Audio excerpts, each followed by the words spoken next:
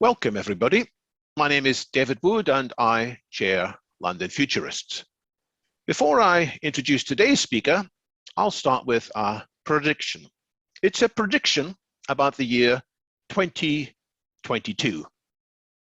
2022, this year, will be the year that serious discussion about artificial superintelligence increasingly becomes mainstream. There's already considerable public discussion about superintelligent AI, but alas, there are two drawbacks to that discussion. First, it's often whimsical, and second, it's often naive. It's often whimsical because superintelligent AI is introduced for entertainment purposes. Now, I've got nothing against entertainment in general. It's one of the great joys of life. But when that entertainment distorts the real issues of the rise of superintelligent AI, that's a problem. It leaves the general public with a distorted, unrealistic understanding.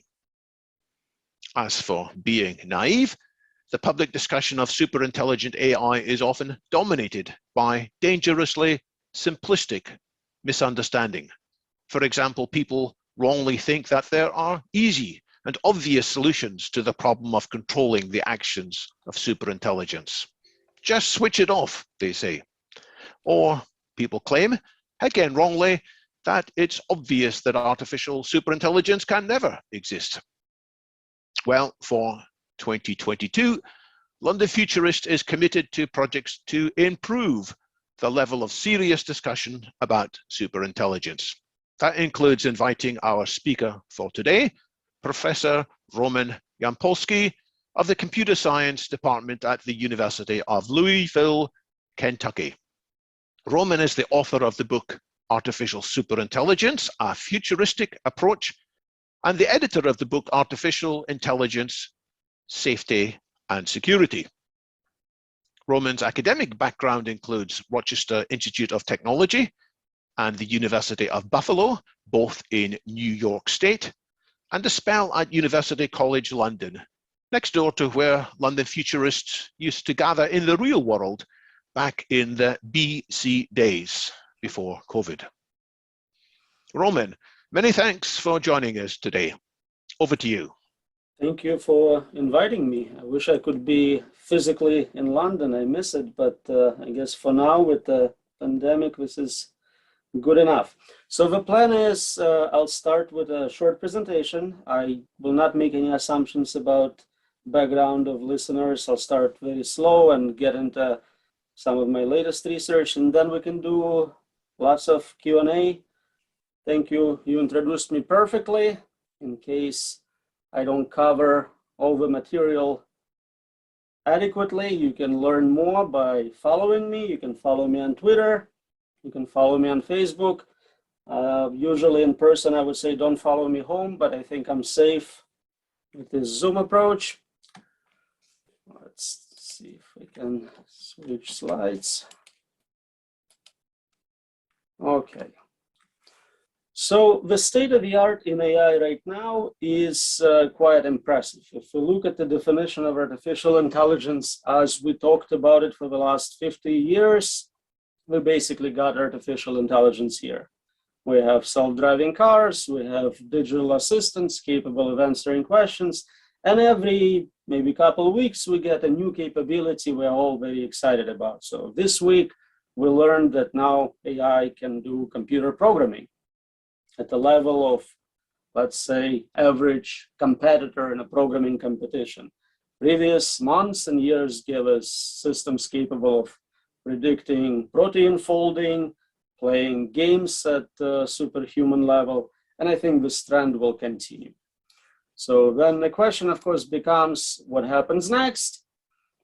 And given the resources allocated, both financial resources and human resources, it's likely we'll get beyond human level performance to what is known as superintelligence, or at least to artificial general intelligence. And there are some nuanced differences, but for the purposes of this discussion, we just say we'll have very, very smart systems.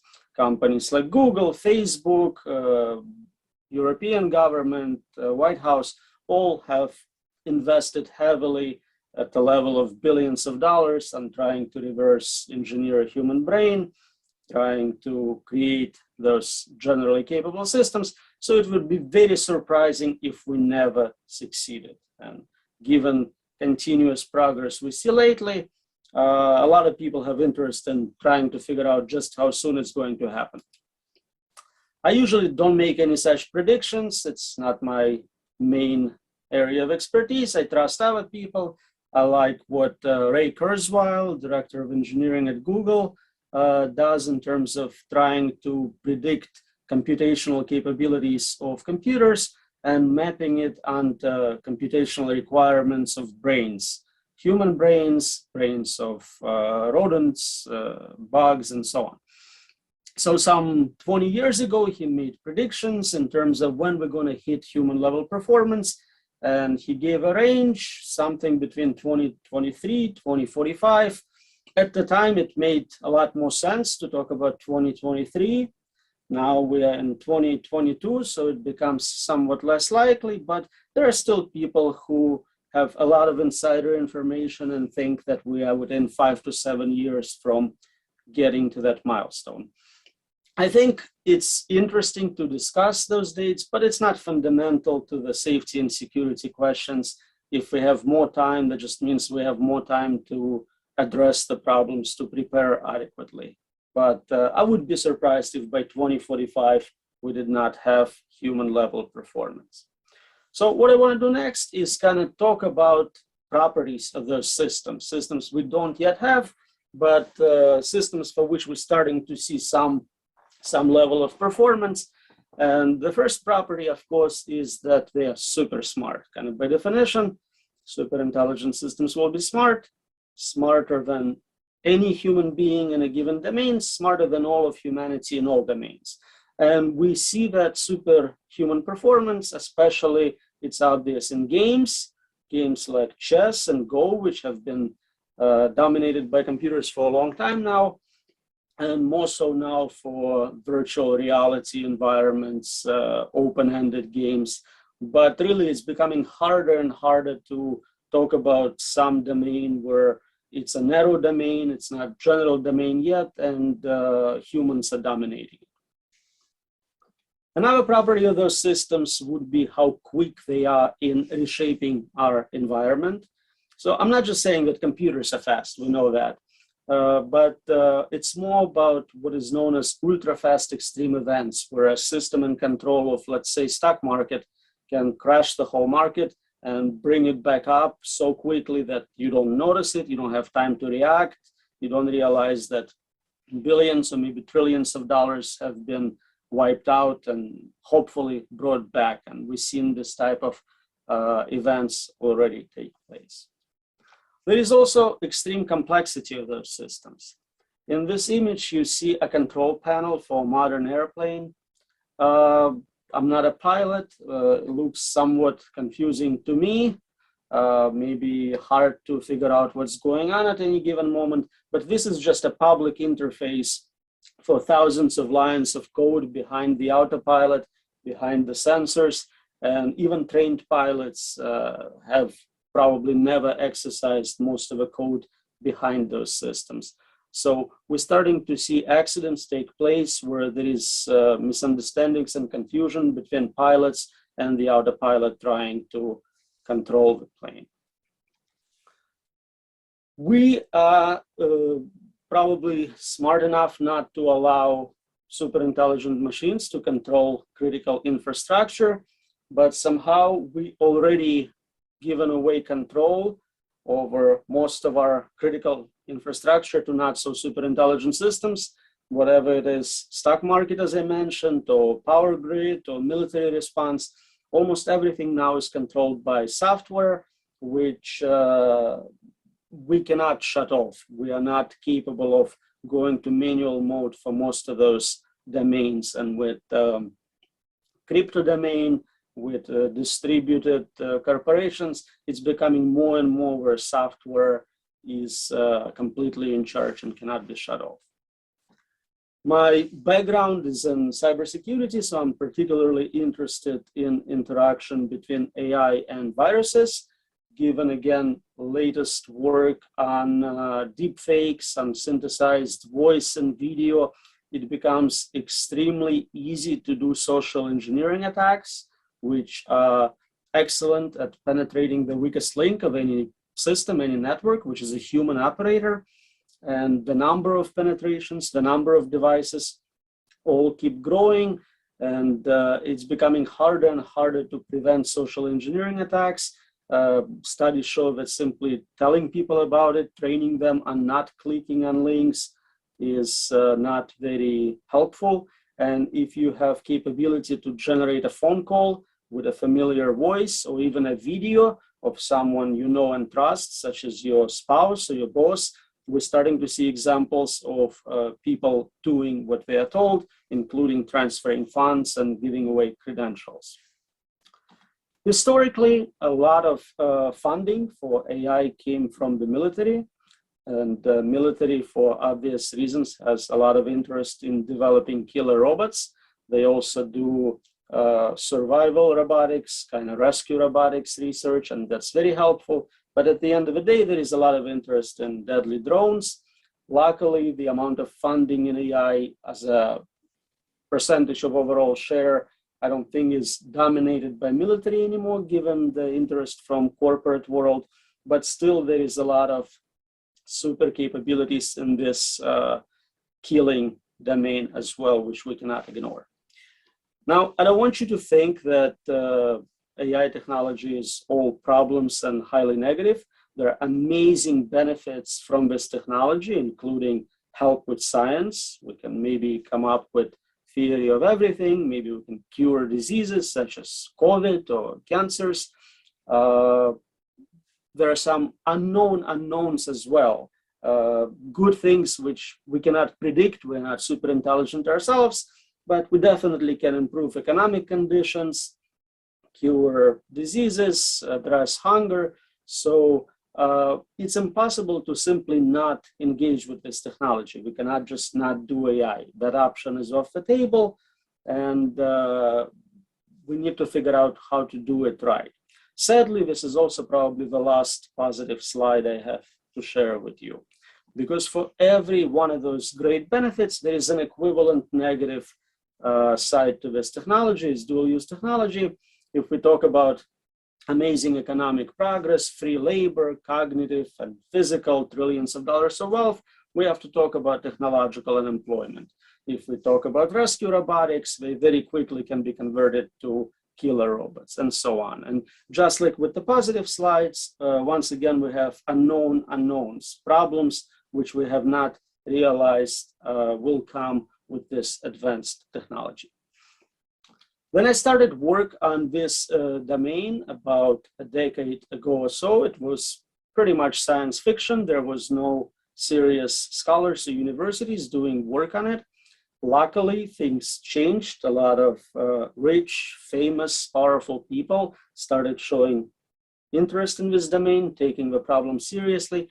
And so now it's a little more respectful to do work in this area. And so I'll tell you about some of the research I've been working on. What I wanted to do is understand, first of all, how the problems might happen, at what stage in development or deployment of this technology. Are they the result of standard problems we see with software, such as bugs in the code, poor design? Are there problems with the data sets? And all of those, in fact, do happen. But what I see as the worst and hardest problem to overcome is explicitly malevolent design. Same people who create computer viruses, when they get access to AI as a service, AI in a box, they are likely to add additional malevolent payload to those systems, and so they become strictly worse. They still have all the same problems I mentioned. They still can introduce bugs. They can still have, biased data, but they are also additionally carrying this malevolent payload. And there doesn't seem to be a lot of research on what can be done about insider threat and people doing this on purpose. So somebody designing perfectly working safety system, but then someone on purpose disabling it, modifying it, and so on. The greatest progress we see specifically in the field of AI is from machine learning subset dealing with neural networks. And interestingly, the research on the problems we encounter with those systems, very technical, sometimes hard to follow, but I noticed you can easily map it onto the problems parents have with children. In fact, I say children are untrained neural networks deployed on real data. Every problem you ever seen a child do, such as overgeneralization, has an equivalent problem with artificial neural networks. And we don't really know how to make children which are guaranteed to not fall into one of those problem areas, one of those fallacies, and likely with neural networks, we'll also have to figure out how to deal with them making those mistakes as they learn to operate in the real world, as they repeat some of those exact mistakes. I'm not going to go through each bullet on the slides, but you can see some of the similarities. For example, hacking reward channel is a very scientific sounding term, but with children, it's something like a child getting access to the cookie jar directly and getting rewarded for hacking it instead of doing good behaviors and earning their cookie. There is a lot of interest now in this domain. Books are coming out. Superintelligence by Nick Bostrom was a big one, which shifted a lot of resources, a lot of minds towards taking this problem seriously. I have a few books, both as an editor, as a writer, trying to address different subdomains within this area of how do we make intelligence systems safe and secure, safe for everyday use, safe for humanity, and secure against malevolent actors, secure against threats. There is also a lot of new organizations, institutions, labs at different universities, all coming on board, all trying to figure out what the problems are, how to deal with them. Some come to it from point of view of computer science and engineering, others from the legal profession, economics, philosophy, governance. So there is a lot of interdisciplinary interest, and the problem obviously impacts all these domains. I want to tell you next about some of the more recent research I did on trying to formalize and understand what this field of research, AI safety and security, is all about, and what can we hope to achieve, at least in theory, maybe not in practice. And the main thing I wanted to talk about is the control problem. What is the control problem? That's the hard question of AI safety. How can humanity remain safely in control while getting all these amazing benefits from smarter intelligence, from superintelligence? And interestingly, despite hundreds of papers published in AI safety, it is not really well understood or even known whether the problem itself is solvable, unsolvable. Maybe it's a meaningless question. Maybe it's undecidable to talk about it. And so what I tried to do is formalize this notion of control a little bit so we can talk about how it looks and what we can do with it. So in my recent large paper, over a 70-page report, I tried to formalize different notions of control. What does it mean to be in control of another intelligent agent? We can talk about two extremes to begin with. Explicit control, where you give orders to the system, and the system follows your orders literally. This is the common set of examples with genie problems, right? You have a wish, you make your wish, and then you realize it backfires horribly and it doesn't work. The opposite approach is delegated control, where you have the system, it's smarter than you, it knows better, it has very good knowledge of science, engineering, philosophy, and it basically makes decisions for you. It's like a parent deciding for a child what's better. The child may not necessarily agree, but the parents know better and know best. There are two others, implicit and aligned control, which are kind of degrees of the two. The system may not use direct language interpretation. It has some common sense. and it tries to align the order given with its model of a human, trying to interpret what the human wants or align its goal implementation with goals of humans. Of course, we ourselves are not always perfectly clear about what it is we want. We change our mind, we disagree with others. There is almost 8 billion humans, and 8 billion of us rarely agree on something altogether. So there are problems at levels of figuring out what we want, keeping it static or dynamically updating as we learn more, agreement between multiple agents on what to do, and then all of that has to be coded into the system, which somehow needs to implement it. So there is quite a few problems at all levels. And right now we see some sort of trade-off between capabilities, autonomy of a system, and level of control we can achieve. So we have to sacrifice some capability to gain some control. And if we want unlimited capability for the systems, we are no longer in control of those systems. For cases where we would like to remain in control and have the power of veto over decisions or being able to undo some decisions, we can think about tools, capabilities we would need to accomplish that.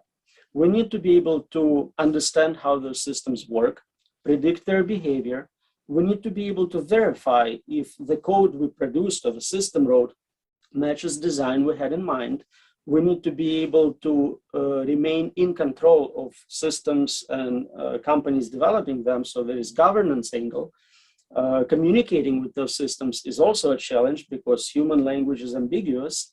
And so any order you give in human language is, of course, has possibility of being misinterpreted. And there is quite a few more. I'll just give you highlights of what we have done in the last year or two, which has already been published, already accumulated some impact, some citations, and that will give you an idea about what we can do. Most of those are impossibility results. Impossibility results are common in physics, common in mathematics. We know certain things are not possible. In physics, we know we cannot travel faster than light. In mathematics, there are well-known impossibility results about halting problem and others. What I did in this set of papers is look at specifically impossibility results in context of AI research, AI safety. So first, for superintelligent systems smarter than humans, it seems to be impossible to either generate accurate explanations of what the system is doing to make its decision, or for humans to comprehend what those decisions are. What we can get is either a great simplification or a simply untruthful explanation of how the decisions are made. So sort of like when we explain a complex subject to children, we can either just simplify it greatly. Where do babies come from? Ah, we bought you in a store. Or you get a complete reduction. If a system relies on 100 features with weights to make a decision, we tell you about top 5. Otherwise, you can no longer comprehend it and explanation is not useful. Another result is unpredictability of such systems. It's impossible for a smarter agent to be predicted by a less intelligent agent precisely in terms of all the actions, all the decisions made. And the proof is very simple. If it was possible, you yourself would be that smarter, more capable system because you would be able to make same exact decisions as a super intelligent agent. There are also limits on verification, both for mathematical proofs and for code. The proof is based on infinite regressive verifiers. Your proof is only as valid as the system verifying it. Of course, you need to have some sort of verifier for that verifying software, but that regress never ends. You can have even a circular set of verifiers, but at the end of the day, there is always this additional step which we can never conclude. So that limits our ability to make software without bugs, designs without mistakes in them. There are also, from less computer science point of view, more social science point of view, limits on governance. Governance of IT has not been extremely successful. There are laws against computer viruses, against spam, and all of it, of course, is very common and doesn't seem to be extremely useful. Now we see in the world of cryptocurrencies, there is very limited and delayed governance of this technology. So a lot of it is more important for regulating developers, corporations, and not so much effective in actually controlling how intelligent systems operate. Human languages, which are standard for communicating orders to other agents, are well known to be ambiguous. We did a survey where we talk about different ways language is ambiguous at different levels and how it could be misinterpreted. We try to give some simple, silly examples of misinterpretation, but it's a big area of research, how to communicate about important topics in precise languages. So this is a lot of work from me and my colleagues in my lab and collaborators from outside. We also have a paper we're working on. We released the first draft. We're working on a subsequent publication, surveying all the relevant impossibility results. I will not bore you with each one in detail, but let's just say there is a lot of them. And pretty much all the things you need to be able to do to agree on decisions, decision theory, governance. There are well-known impossibility results from other fields like economics in terms of voting, in terms of aggregation of utility functions. And there doesn't seem to be a lot of things we know how to do for sure, which are relevant to this problem. So as a result, I have a large report about uncontrollability of such systems under the 4 formal definitions I presented. If you rely on direct orders because of ambiguity, because of lack of common sense, you will not be safe. And if you delegate completely decision-making to a smarter system, you will not be in control while you might still be safe. So there is definitely problems to be addressed. I'll conclude by telling you about some of the work we did on collecting examples of accidents and failures from those systems throughout the years. As we have more and more such systems, they proliferate and impact more people, and they fail a lot more. We see it a lot more. And impact from such failures grows in frequency and severity, and it's proportionate to AI capability. Essentially, if you design a system to do X, it will fail to X. That's the generalization from all those examples. You see here examples up to 2016. We have 2-3 papers with additional examples going up to more recent times. You can read through those. Those are exciting, fascinating papers to read, just interesting examples. And so it seems that we can, to a certain degree, predict how our systems will fail as long as they are domain specific. Within a domain, I can advise a company, this is how your service or product will fail. When we get to general AI, general intelligence, superintelligence, the domain of failure is likewise everything, and it becomes next to impossible to make concrete predictions. We talked about unpredictability of decision-making of such systems. So it will become even harder to do this type of safety and prediction work. So that's what I wanted to share with you in terms of what I work on, what the problem space is. And I'm very happy to take any questions from David and later from the rest of you on anything related to those topics. Stop sharing my presentation and go. Well, thank you very much. That was a tour de force. You talked about various results that there were limits to explainability, limits to comprehensibility, limits to predictability, and so on. I wonder if you can just give us a flavor of how these results work. And I wonder if it can be conveyed somehow in straightforward language, because I mean, I see some of the audience still not convinced. Suresh Maran asked, well, why do we need to be worried? Because we are deciding what AI does, aren't we? Not with modern systems. We more and more changing AI into experimental science. We design a system and then we see what it does. A great recent example is the GPT series of language models. we took lots and lots of data, trained a neural network on them, and then learned what it's capable of doing. Oh, look, it can play chess now. Oh, cool, it speaks French. This was not predicted from the design of the system. Then we tell it to output certain text. We don't know what's going to be in that text. Will the text be violent? Will it be full of bias?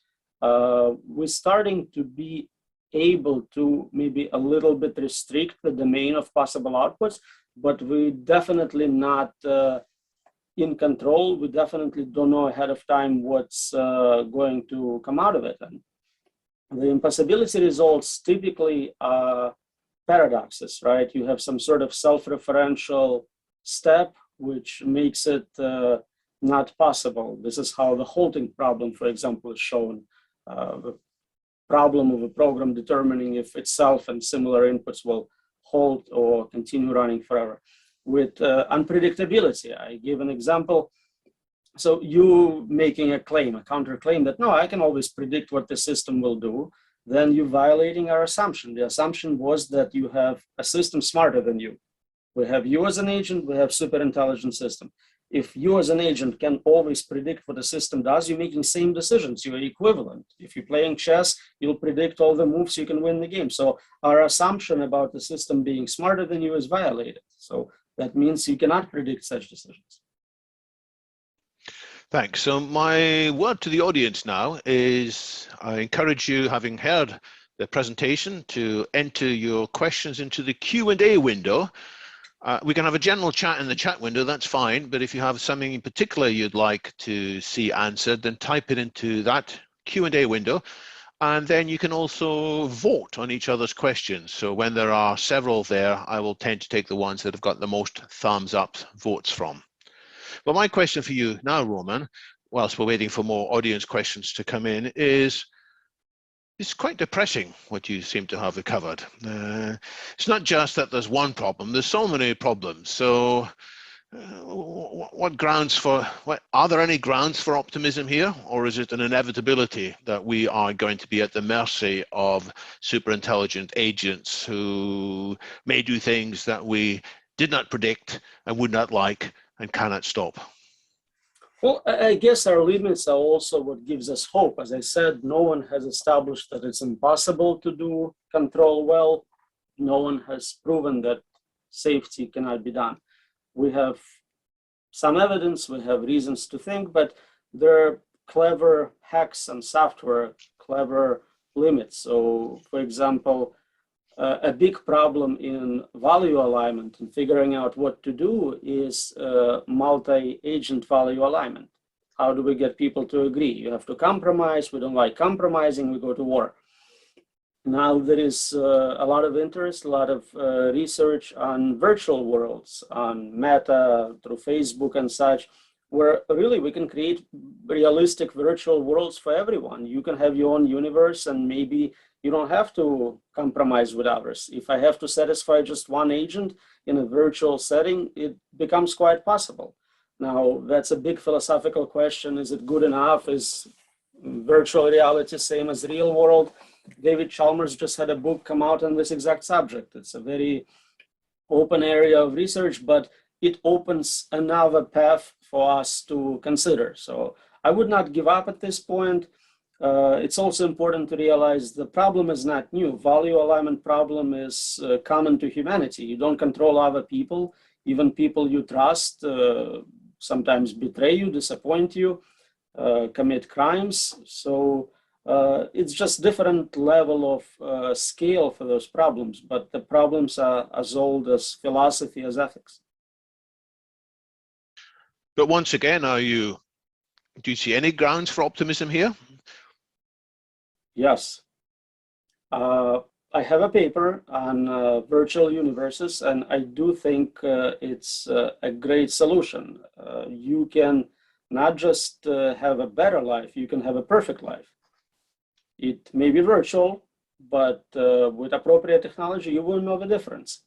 And I don't want to get into another controversial topic, but some people think we already live in a virtual universe, simulated universe. So that could actually be exactly the situation we find ourselves in. We're already running this experiment on what do people do in a historical period when they are about to develop superintelligence, and how they act and how they figure it out and decide to control it. I mean, it's pretty interesting that the universe is what, 13 billion years old, but we happen to live in that 20-year slice where the most interesting event will happen.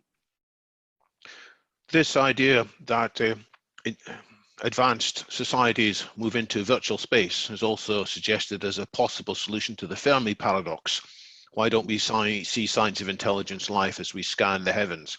Possibly all these civilizations that came before us have already parked themselves deep inside virtual worlds that are so safe. That's another topic. Maybe we can come back to that in the pub afterwards, as it were. Let's take a question from Paul Imre. Is your work getting high profile attention and support? In other words, what's the reaction of your fellow researchers, and what's the reaction of the wider community within you interact? So it's a smaller community, right? If AI research is 100%, AI safety sub-community is 1% of it. So it's much smaller, but I think there is a lot of interest. There is definitely public interest, media, but also just standard academic impact factors. I'm about to hit H-index 40. I have over 5,000 citations. They grow very quickly for the recent papers. When I started, as I said, this was science fiction. Today, Oxford, Cambridge, MIT all have AI safety dedicated research labs. Funding is, I think at this point, we are no longer funding constrained, we are talent constrained, which is very surprising. So yeah, there is exactly what we hope to see in that regard. But in terms of your own particular work, rather than the field as a whole? Yeah, I mean, in terms of international recognition, invitations to speak, in terms of book citations, I don't know what specific measures you're looking at, but I think there is a lot of respect for this area. A question from PNJ. How can we compare the AI control problem with current well-known problems around controlling large corporations? It's corporations very are superintelligence of a sort as well. Right. It's a very similar situation. The difference is that a corporation may be smarter than an individual human, but it's still not a superintelligence, right? The corporations don't just cure cancer overnight. They don't develop completely new paradigms of science. They are a collective of human brains, and so at best they are smart as the smartest human in that corporation plus some constant. So we can definitely practice and experiment with control of corporations. We have for many years. Our legal code is similar to source code, and I have papers about legal AI personhood, where through some loopholes you can place AI in charge of a corporation and give it personhood that way. But we are starting to see a very strong connection. If you look at smart contracts in the cryptocurrency space, this is what it is. We are trying to control human beings, intelligence level, let's say 100, 150, with smart contracts, intelligence level 5. Controlling superintelligence is us, intelligence level 130, trying to control superintelligent beings, intelligence level 1000, but very, very similar issues. A question from Tony Zarneski, quoting Elon Musk, saying that if you can't beat them, join them. Would you agree, Tony asks, that the most reliable form of superintelligence control is controlling it from the inside? Could be done by people, we might call them transhumans, whose brains have been partially fused wirelessly to AIs. This is similar to the idea, in a sense, of Ray Kurzweil that says we don't need to worry about robots taking control because we ourselves will become robots, in a sense. Right. So from technical point of view, it's a great idea and it's likely to work. The problem there is more about personal identity. What does it mean to be human? If you are now a piece of software, or you some sort of upload, or you have computer for brains, are you still a human? Or we just killed you and replaced you with something smarter with the same name. It's not obvious that it's a solution. If you think about combining human with AI, like, okay, I have a phone, right? And then I had iPhone 1, together we're better. iPhone 2, together we're better. I don't tape old iPhones to my head. They have nothing to contribute. At some point, the system becomes super intelligent. What are you contributing to it? What is the human part? At best, you are implicitly ignored. You just bypassed. You are a time bottleneck. You are slowing down the system. Worst case, you are explicitly removed because, again, you just open door for hacking. You contribute nothing to decision making. Your preferences are bizarre for human foods or something. So it's not obvious that long-term it's a solution to anything. So I encourage the audience again, not just to type in questions, there's quite a few now, but also to help me to prioritize the questions. So click on the ones that you are most interested in.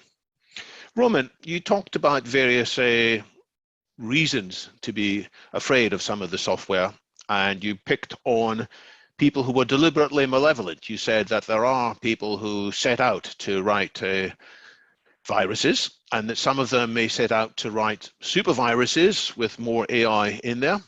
And if they are careless, as they do so, as virus writers sometimes are careless, the impact could be much larger than anybody anticipated. A bit like some of the malware, the ransomware that seems to have originated from North Korea, did much more damage than even the North Koreans had expected. So is that the biggest worry? Or are there worries from people who are not malevolently inclined, but who are honestly trying to design something good, but in the end, design it wrongly, make mistakes? It's not obvious which one will hurt us more, hurt us first. So yeah, most people are concerned about misalignment, not purposeful malevolent payload, but just you design a system to do something, but you didn't consider that there is a huge side effect to it, and now it's too late to make changes. That's, I think, the most common concern in AI safety. I still think additional malevolent payload makes it worse, just because you still have all the other problems. But I don't think it makes a huge difference in terms of what we need to do to try to mitigate some of those concerns. And people also investigate what are the bad things that can happen. So right now we're dealing with algorithmic bias, technological unemployment, things we already can see and realize how they work. With military AI, you can have, of course, killer robots, existential catastrophe, killing all of humanity or close to it. But then there are people starting to look at, okay, so you have all this crazy cults and terrorists, maybe you have torturous AI, suffering risks. So it gets even worse if you want to get into it at some point. In view of all these issues, should we be trying to restrict what AI companies are doing? For example, earlier I said, why don't we just why don't we just tell AIs what to do? And you said, well, hang on, no, there's lots of experimental programming. And through that way, new results are found. Well, should we be ruling out that kind of experimental programming? Right, so that's governance of AI. And I, in my early papers, proposed ethical review boards like we have in other disciplines, in medicine, especially if you work on human subjects. It's good to get approval before you start experimenting on people. Here, you know, big tech, they release a product which is essentially an experiment on billions of humans at once. Let's see what happens. Maybe it will kill democracy, maybe not. The problem is, at the end of the day, we don't know how difficult this problem is. If it takes amazing resources, and it looks like it does, so companies like Facebook, they create supercomputers, they're located in a specific place, it's possible to regulate them to a certain degree. If a problem turns out to be easier, if a teenager with a laptop can come up with a clever intelligence algorithm which keeps improving, then regulation is kind of meaningless. So it depends on the nature of the problem, and we don't know for sure how hard it is. It seems that a scaling hypothesis, meaning adding more compute, more data, will get us there, and that's easier to control. But we've seen examples where a single person with no resources, like with the Bitcoin invention, was able to completely change the state of science. The topmost question currently is by Mary Fee, who asks about using AI to make better political decisions. She says, couldn't we use it to balance issues of central governance and local governance, provided that is we have programmed it with an appropriate set of ethics first? So is that something you look forward to, or do you see that as a dangerous tendency as well? As soon as you can define better scientifically and you can decide on an ethical code we as humanity agree on, you have a great approach. The problem is, after 2 millennia of ethics and philosophy, we failed to agree on any of those things. That's exactly why we fight so hard. We don't agree on anything. That's why we have two parties on every issue. In theory, it would be wonderful. In practice, you just kind of hard coding one of the choices and the other group has to give up their preference. That's where virtual universes will solve it, because you don't have to get anyone to agree on anything. But in the real world, I don't see it as a good outcome. Well, imagine, however, if these AIs could actually work out better answers to morality than we humans through our 2,000 years have been able to do. After all, AIs are coming up with new proofs of mathematical theorems. They're doing better scientific research. Shouldn't we trust that they're going to work out a better set of morality and then teach it to us, and then, hey, we'll be in a better state? Okay, so there is a sub-branch within ethics, which kind of negative utilitarian. They say suffering is the worst. The best way to end all suffering is to end living systems. So if a superintelligence comes to you and says, I did all the important calculations, the answer is to wipe humanity, wipe all the animals, will end suffering in the universe. If it's smarter than you, that's the answer. Are you happy with it? This is where being in control is important. You want to make a final decision, not just go, well, it's smarter, let's do it. Well, there's another question on morality from Jan Riejgrok. We might have touched on this already, but I'll read it out. He's particularly interested in the way our moral values are being influenced by AIs. And even more curious as to how we will influence AI's own moral values. I think you've said that, well, we haven't even decided in humanity what the moral values are. But do you have any thoughts any more thoughts on that? So the training data and who designs the system will have a lot of impact initially. If we train system on R, whatever it's Western or some other set of ethical values, that's what it will have initially. But as it continues to improve, self-improve, learn, it will evolve towards some other set of values, which we cannot predict. If you hard code it where it cannot change, if that was possible, then you're stuck in your 2022 values. And we know from history that our moral values have been horrible, and we always later on regret whatever we did in the past. So that's going to continue. So static solution does not seem to work. Dynamically learning new values doesn't restrict where we end up, even if we start with current set of values somehow. Ben Goetzel observes from time to time that the way we are training AIs today is we are training them to kill, we're training them to spy, we're training them to gamble, stock exchanges and others, we're training them to sell things to people that people probably don't want to do. If that is the training data, then it doesn't augur well for the ethics that a superintelligence will adopt. What's your view on that? Well, again, if it's a narrow domain, I don't care if it plays poker. The problem is when it starts to generalize. Will it generalize its capabilities in a way we would not approve of if we were still in charge? It's very hard to know what is good and what is bad, especially as so much will change in the near future. Maybe we'll get good progress on life extension. Maybe we have immortality with backups. So that completely changes so many current social problems, social issues, same with economic wealth, same with disease. Today, the worst crime is killing someone. If that's no longer a thing, if you have backups, you can always, bring back a person. Very hard to decide on the right answers ahead of time. that's why I think the most important thing we need to agree on is that we need to remain in control in some way. I don't know specifically what it means in terms of who from humanity is representing that control, but the general idea of not surrendering our rights and decision powers to software seems important. It is interesting that some of our moral principles throughout the ages arguably made sense in previous times when society was different, when there were different challenges. And as society evolves, then maybe we'll have more of an abundance scenario rather than a scarcity scenario. And some of our moral instincts will mislead us. So it is an interesting thought that morality can evolve and arguably should evolve. And therefore, we don't want to hardwire in morality in some sense that's stuck in 2022. And purpose of life greatly evolves, right? If you're starving and just trying to survive, your purpose is to get some food, get some shelter. If all of that is taken care of, it really changes what you spend your leisure time on, what people are supposed to be doing with their lives if it's not working.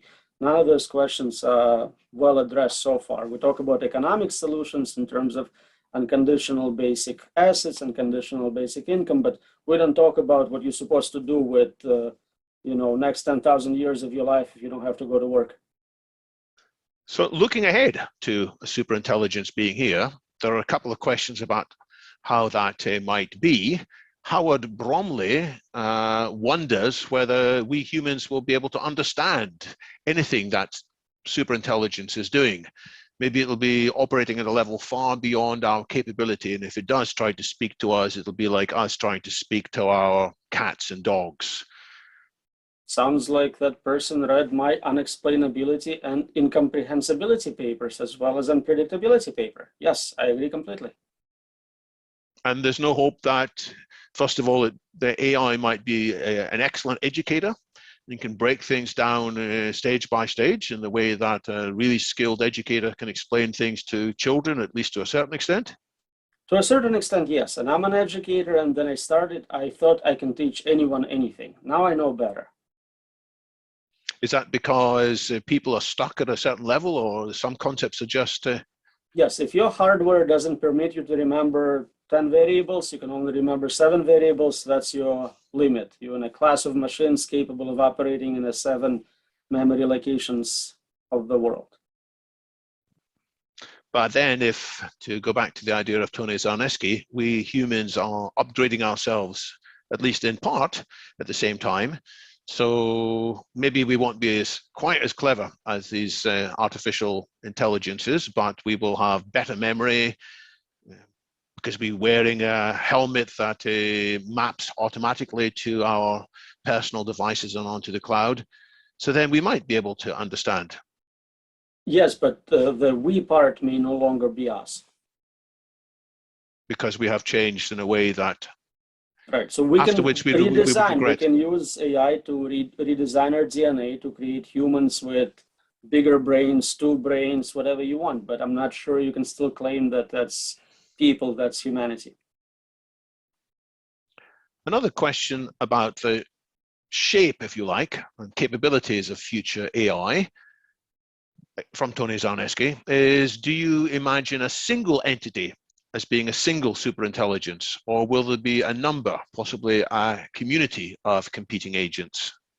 Initially, we will have multiple competing ones. Once it gets to superintelligence level, I think it will become one entity just because it has all the knowledge, for example, in encyclopedia. So you can't claim that this system knows something this one doesn't. So they share knowledge. The cloud resources, they're all buying the same compute from Amazon, so they share memory. More and more there is this convergence to a singleton, essentially. But to start off with, as you said, there could be lots of individually... Like today we have AI from Google, AI from OpenEye, and they're competing, but the first one to get there, I think, will dominate. It's also possible it will actively prevent others from happening.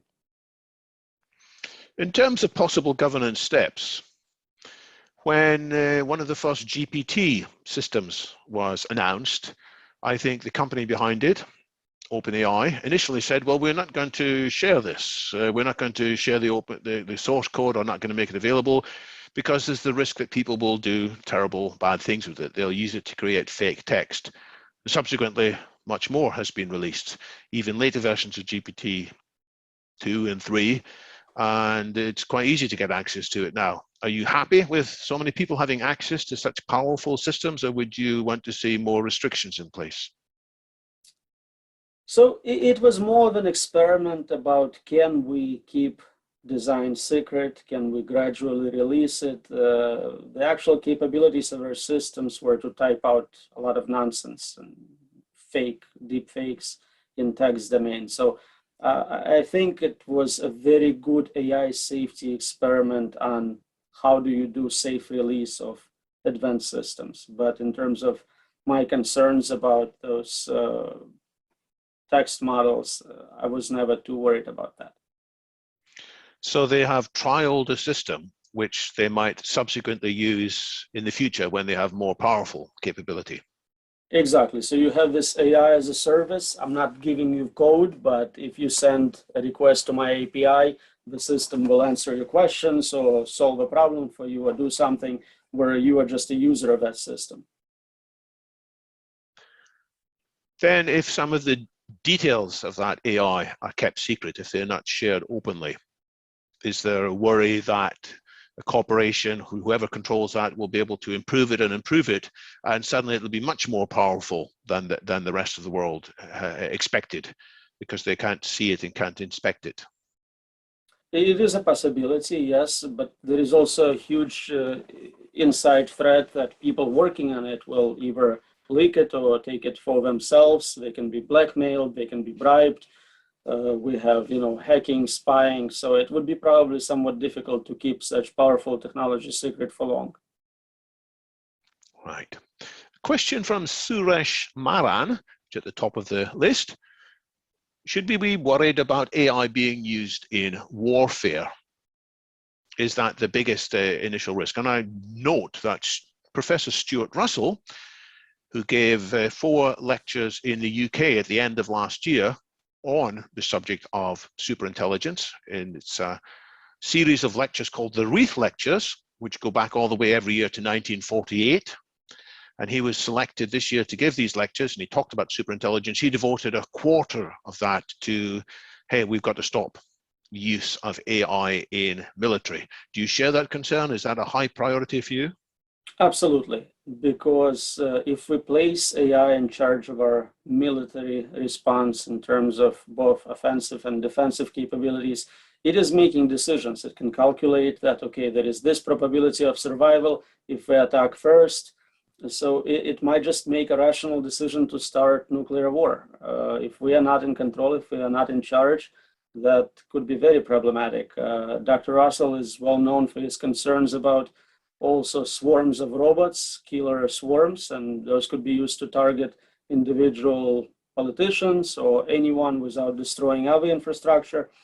So that's a very big immediate concern as well. So I share those concerns. In general, our technology greatly exceeds our needs for defensive capability, and at this point it's possible for a single government to wipe out the whole planet.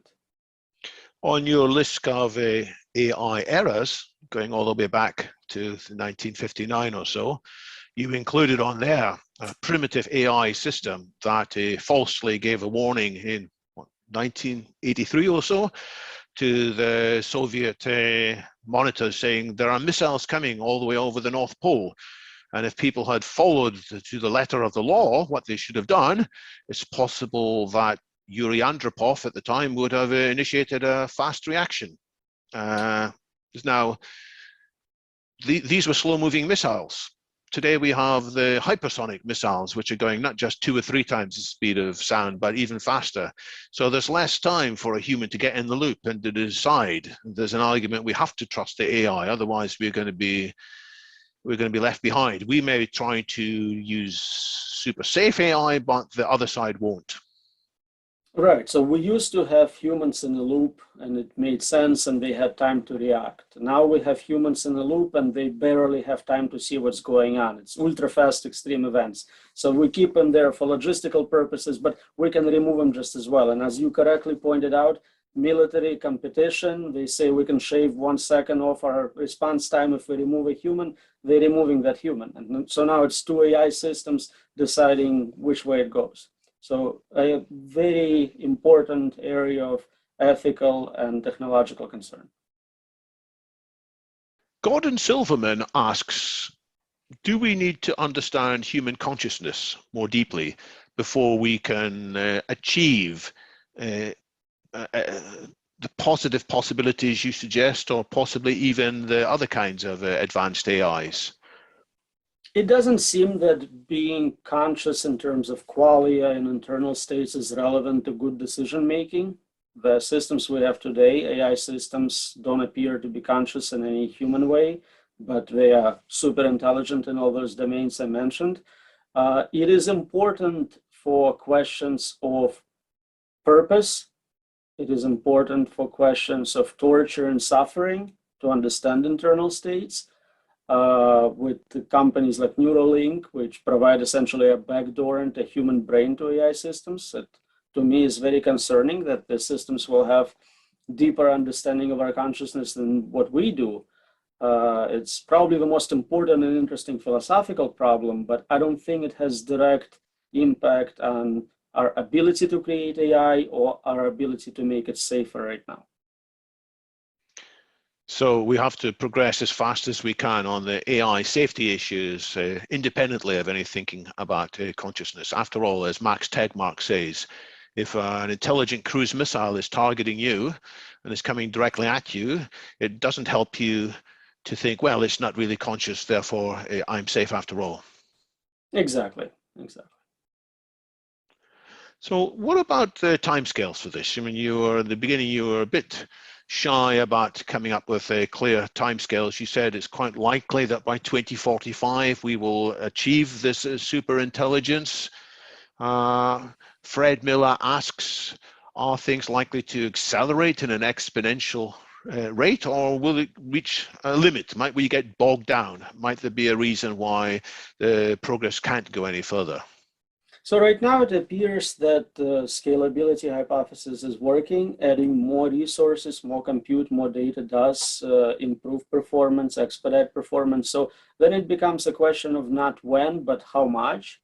If we have enough money to buy enough compute, we can do it maybe today. If we invested, it may be trillions instead of billions, or instead of millions, depending on how much you wait. Again, I was pretty firm in 2045, 20 years ago. Now I would easily say, oh, 10 years from now, sure, no problem. You think AGI, artificial general intelligence, could be here within 10 years? I think it's very, very possible, yes. Well, that assumes that all we need to do is to add more resources, and that we don't have to fundamentally change some of the algorithms. There are skeptics who say we still don't really understand what general intelligence is, and just doing certain things faster won't take us all the way to artificial general intelligence. Right, but the main point, I think, from my unexplainability and comprehensibility papers is that we don't need to understand something to make it work and work extremely well. Neural networks, deep neural networks, exactly that. We have very limited understanding of how they work or why. We have some idea, but we just kind of set them up, train them, and they work. It's magic. There's a question from Liam Myron, who goes back to the idea of humans spending time inside personal virtual utopias. He says, what's in it for the ASIs? You know, if the ASIs are defending and maintaining such environments, what's going to make them want to continue to do that rather than lose interest and switch it off? So that's back to control problem, right? This is just an improvement. Instead of saying you need to satisfy 8 billion agents and I have to control you, now I'm saying you just have to be in charge of running substrate on which all the simulations are running. The rest is easier. You don't have to find some sort of conflict resolution to satisfy all those agents. So we're still not at the level where we know how to incentivize this, how to control it, why they want to keep us around, but at least it's 8 billion times easier to satisfy the value alignment problem. Right. You said earlier that there are organizations who are now working on these problems seriously and making progress.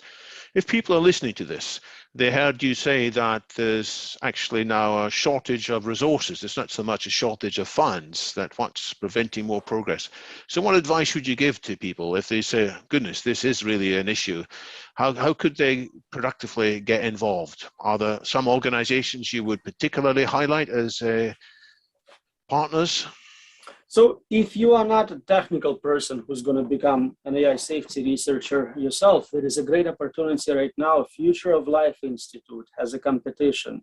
I think the total prize money is about 100,000, split between maybe 5 or 10 places.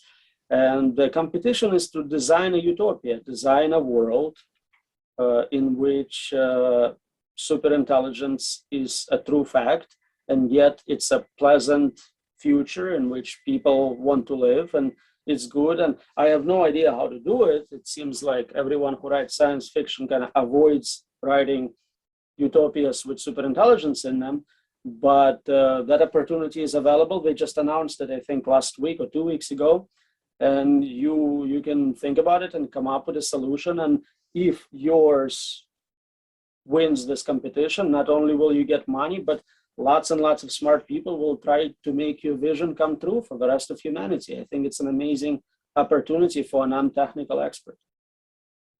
I confess, I remember seeing that email, and I remember thinking, maybe I should get involved.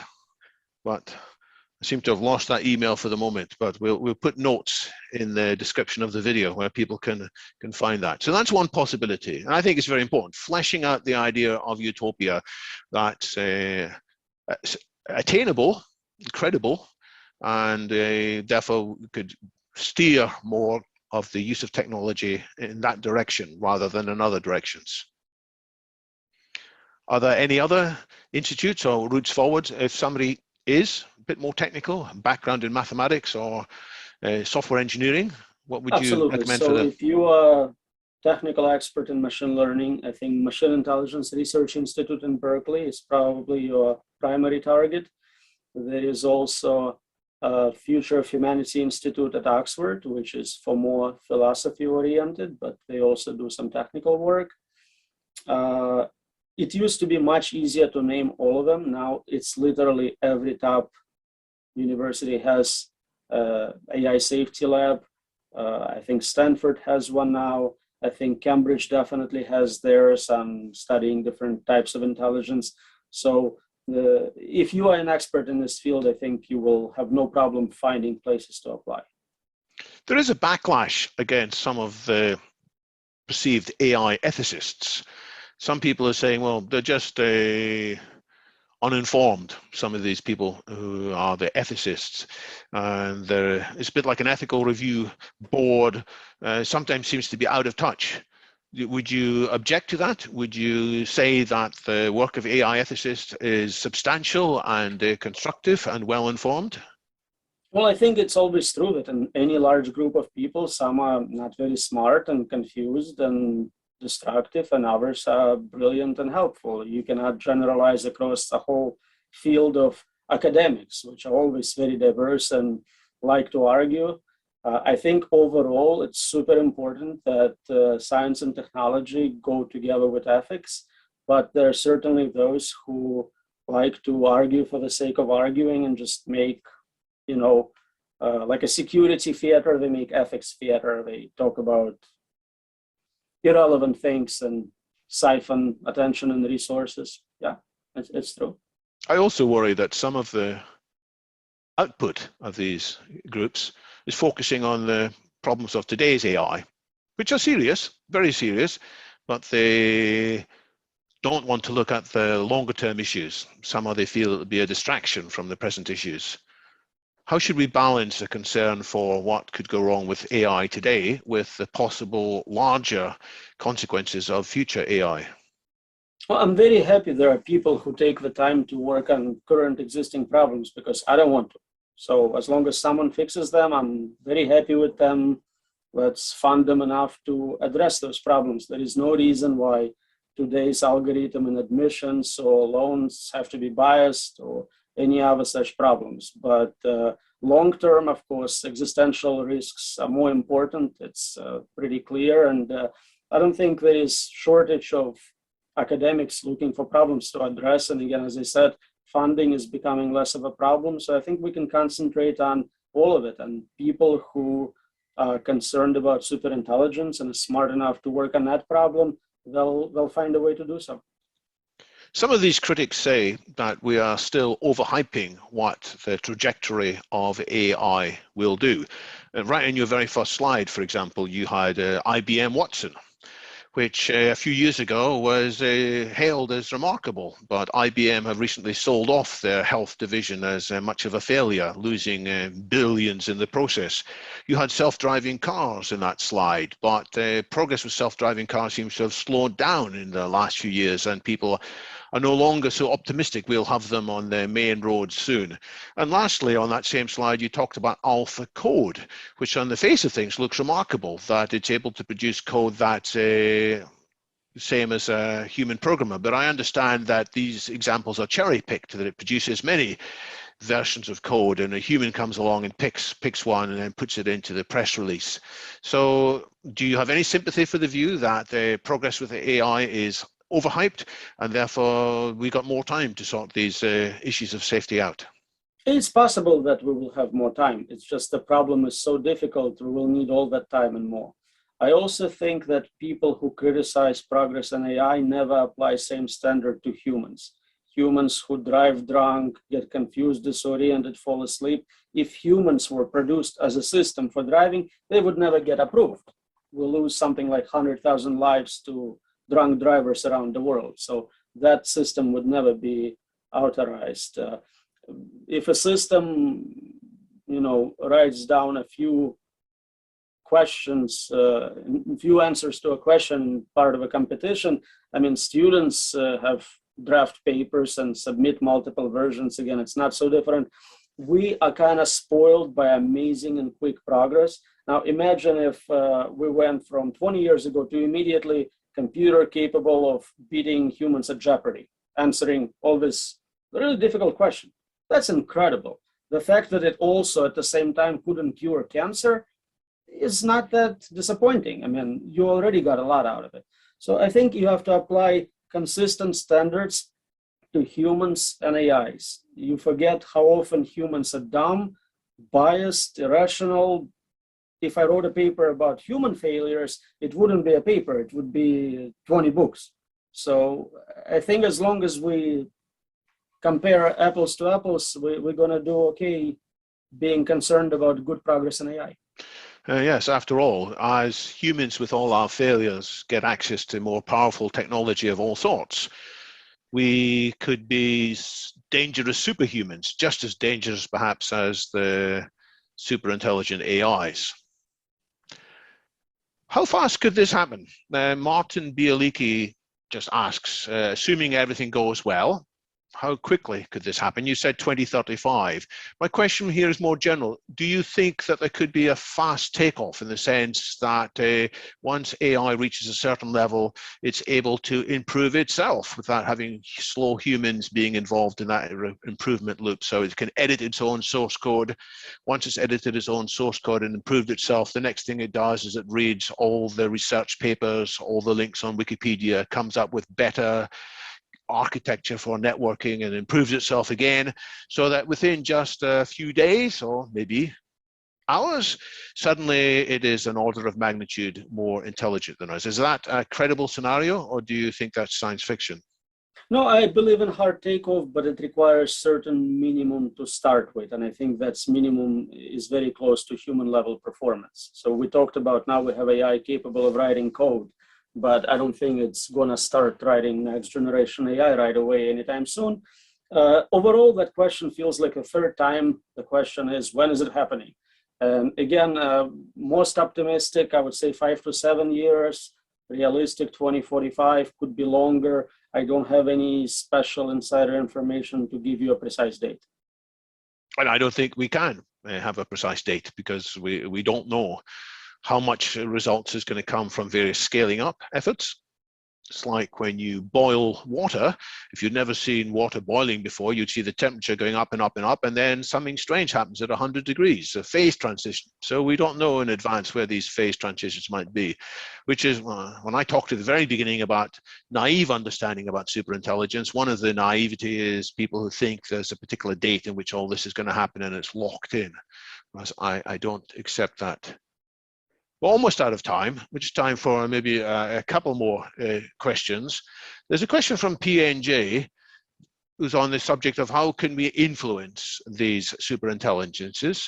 And he suggests, in a sense, that trying to treat them as part of human societies around them. After all, moral values are influenced by peer groups. I think what's similar here is the idea of Stuart Russell, who we mentioned earlier with his Reef lectures. He says we should program into the AIs a desire to find out what is human intention rather than assuming human intention. So work in a community, and that will stop them doing something which was literally what we asked for, but wasn't actually what we had in mind. Does that make sense? So that assumes that humans are a model for safe, ethical behavior. And I'm struggling with that assumption, both at society level and individuals. I cannot name a single individual whose values I would want to be translated and given superpowers. It would corrupt them completely. And I can't name a society which would be, forever model of perfect, ethical human behavior. Better than human behavior, because we clearly don't want just human level behavior. I don't want to go through historical examples of different dictators and societies, but clearly this assumption that humans are safe and secure is wrong. We are another example of intelligent agents, and human safety problem is not solved. We tried religion, we tried ethics, we tried lie detector tests, everything, and nothing works. We still get humans who betray their governments, their friends, their families, who are criminals, who are psychopaths.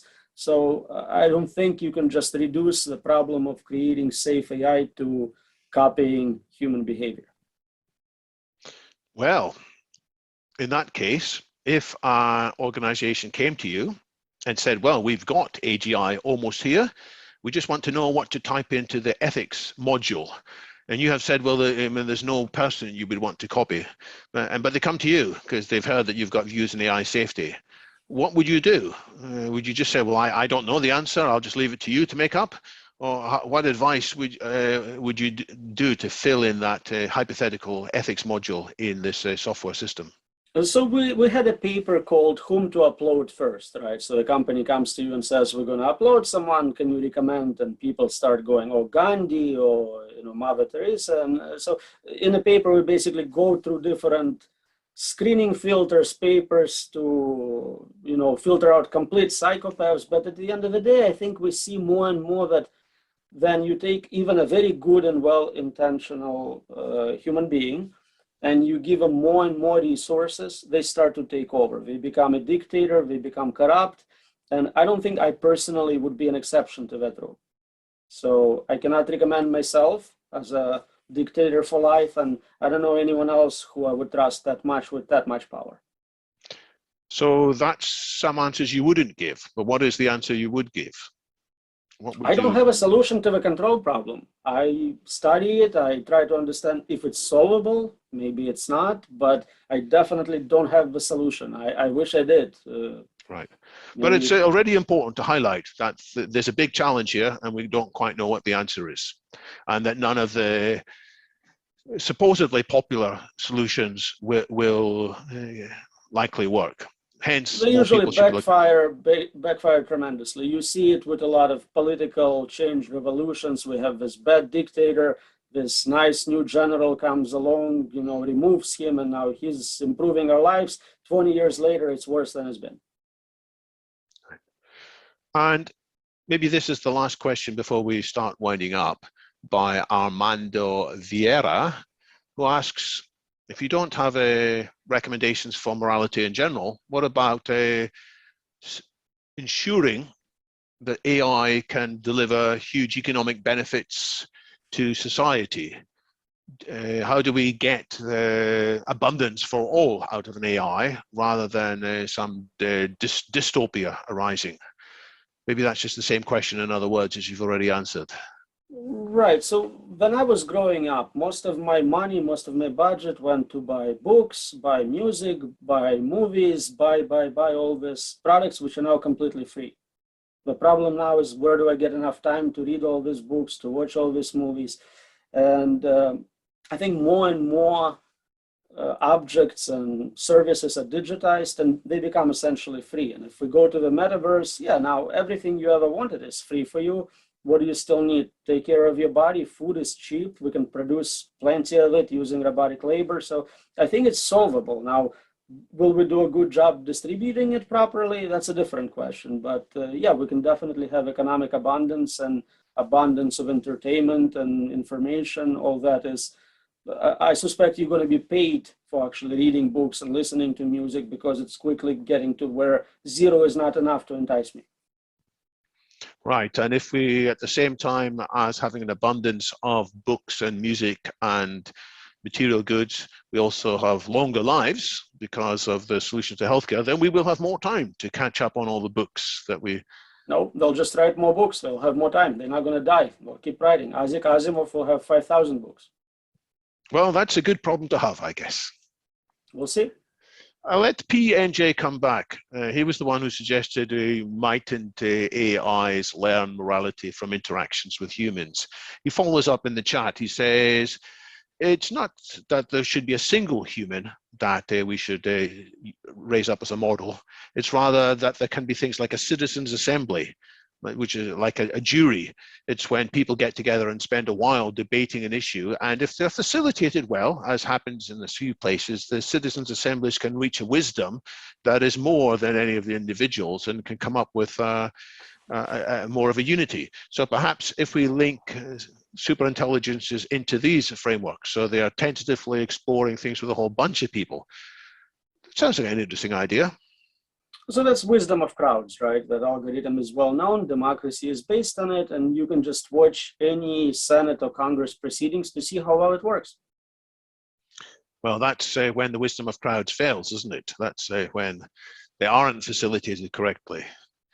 And it's difficult. The assumption is that there are right answers and we all will agree if we just spend enough time chatting about it, which is not the case. We have different preferences depending on your particular situation, makeup, intelligence, and a million other properties. Your preferences will never fully align with someone else's who's not you. But isn't it possible if we spend more time in it, then we move the discussion away from our immediate thoughts back towards these core principles and values? And people do occasionally change their core principles and values, it seems to me. It takes a while, but if the conversation, if the exploration is facilitated well, I am hopeful that we will move away from some of the destructive core motivations that drive some of us. A lot of it drive some of us. It's possible for people to change their beliefs, but they usually change in different directions. So this guy becomes what he was and vice versa. So it's about canceling out all those differences, but not really coming to consensus as far as I can tell. Well, we haven't got to the end of this discussion, it's clear. The subject is very much still live, but we're coming to the end of the time for this part of the meeting. I will say a few words about what's happening next with London Futurists. Then I'll hand back to Roman to offer any final thoughts in terms of things that he wishes should be in the foreground of people's minds. And then, by the way, there will be a chance for a kind of a relaxing wind down. If any in the audience want to continue discussing this for another 30 minutes or so, then we will take a short break first and then reconvene and explore some of the topics we didn't do full justice to formally. But I want to look ahead. We are discussing this today, the dangers of artificial superintelligence. Let me mention that there is a survey that London Futurists is running at the present time in partnership with Fast Future and also in partnership with the UK node of the Millennium Project, assessing the rise of AGI. So we are looking for people's answers to a whole bunch of questions on this. And we have, I think I checked earlier today, 67 complete sets of answers so far. Well, I say complete, people are welcome to skip questions they don't feel comfortable answering, but we have 67 sets of answers. Very interesting points indeed. And what we'll do next is that some of the particularly creative or unclear areas, we will come around again in a second survey, and then we'll be sharing the results more widely. So that's one other aspect of London Futurists' focus this year on improving the caliber of the discussion of superintelligence in AGI. I want to point out as well a video, actually a number of videos in London Futurists in the education tab. It's part of a project called the Vital Syllabus.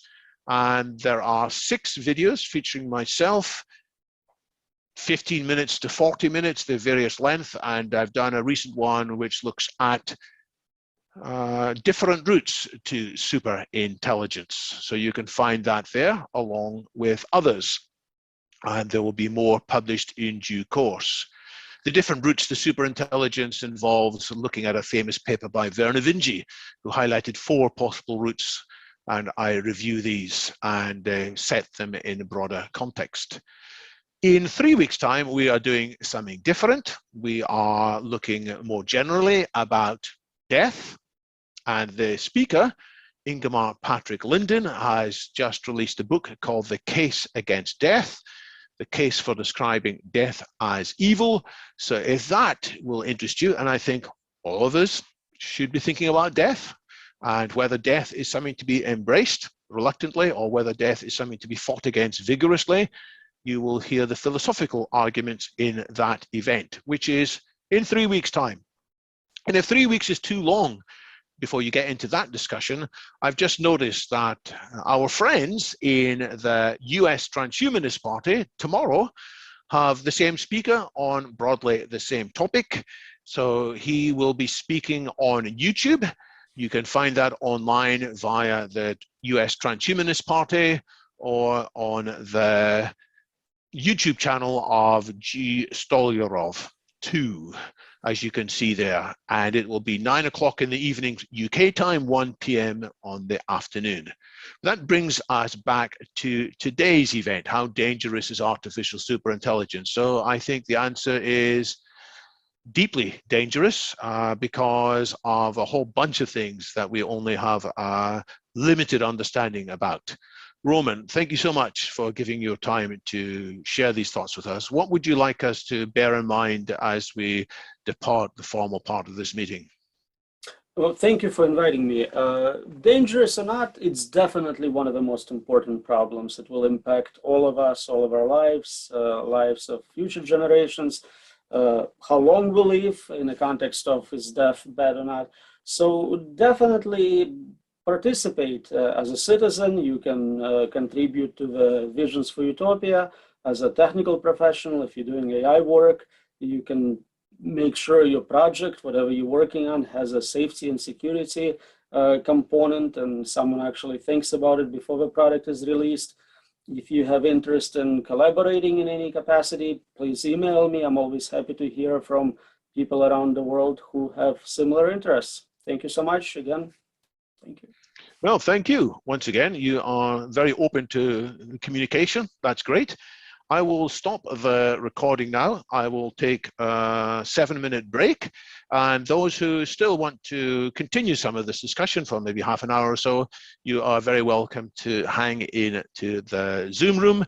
And I will give each of you the chance to offer your thoughts, maybe a minute or so on what you've learned, what you particularly liked, what you feel uncomfortable about, what you would have wanted to hear different. So that's to look forward to. And I want to thank you again, Roman, for being a very provocative but very clear speaker here. It has been great having you. Thank you.